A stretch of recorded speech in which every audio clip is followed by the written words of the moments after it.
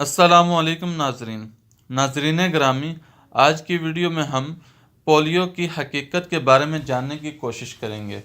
नाजरीन ग्रामी, वीडियो में आगे बढ़ने से पहले हमारे सभी नए दोस्तों से गुजारिश है, हमारा चैनल सब्सक्राइब करें और बेल के बटन पर प्रेस करें ताकि हमारी आने वाली हर नई वीडियो आप लोग आसानी से देख सकें।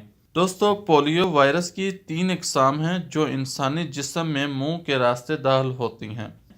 आंतों में जाकर अपनी तादाद बढ़ाने के बाद खून के ज़रिए पट्ठों को कंट्रोल करने वाले असाबी हुलिये में पहुंचकर इनके तबाही का बायस बनते हैं। इस तरह इन असाब के ज़ेर कंट्रोल पट्ठे बेकार हो जाते हैं, यानी इस हिस्से का फालिज हो जाता है। बेशतर केसेस में ये टांगों के असाब को मुतासर करते हैं और मरीज़ चलने से माजूर हो जाता है। अमूमन किसी एक तरफ की टांग मुतासर होती है। आंतों से ये वायरस बहाने के ज़रिए जिस्म से खारिज होता है और इस्तंजा के बाद हाथ ना धोने की सूरत में या पानी के नाकस निज़ाम नकास की वजह से बहुत तेज़ी से दूसरे अफराद तक पहुँच जाता है। इब्तदाई अलामात तेज़ बुखार, पट्ठों का दर्द, सर दर्द, सुस्ती और गर्दन का तनाव है। अक्सर केसेस में ये जिस्म की क़ुव्वत मुदाफ़ियत इस स्टेज पर इसका खात्मा कर देती है और 0.5% केसेस में ही फाली तक नौबत पहुंचती है।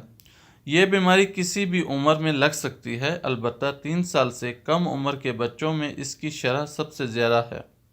अमेरिकी सदर फ्रैंकलिन डी रोज़वेल्ट भी 1921 में इस बीमारी की वजह से फालिज का शिकार हो गए थे। दोस्तों, वैक्सीन क्या है? वैक्सीन वो ज़रिया है जिसमें बीमारी पैदा करने वाले जरासीम, वायरसेस या बैक्टीरिया मुर्दा या इंतहाई कमज़ोर हालत में जिस्म में दाखिल किए जाते हैं। यूँ वो जिस्म की क़ुव्वत मुदाफ़ियत को इस बीमारी के खिलाफ मुतहर्रिक कर देते हैं। हमारा मुदाफ़ती निज़ाम उन्हें पहचान लेता है और याद रखता है। बाद में जब माहौल से इस बीमारी के जरासीम जिस्म में दाखिल होते हैं तो मुदाफ़ती निज़ाम पहले से तैयार होता है और फौरी जवाबी हमला करके जिस्म से इनका सफाया कर देता है। तो दोस्तों, ये थी हमारी आज की मुख्तसर वीडियो। मुझे उम्मीद है दोस्तों को हमारी ये वीडियो पसंद आई होगी।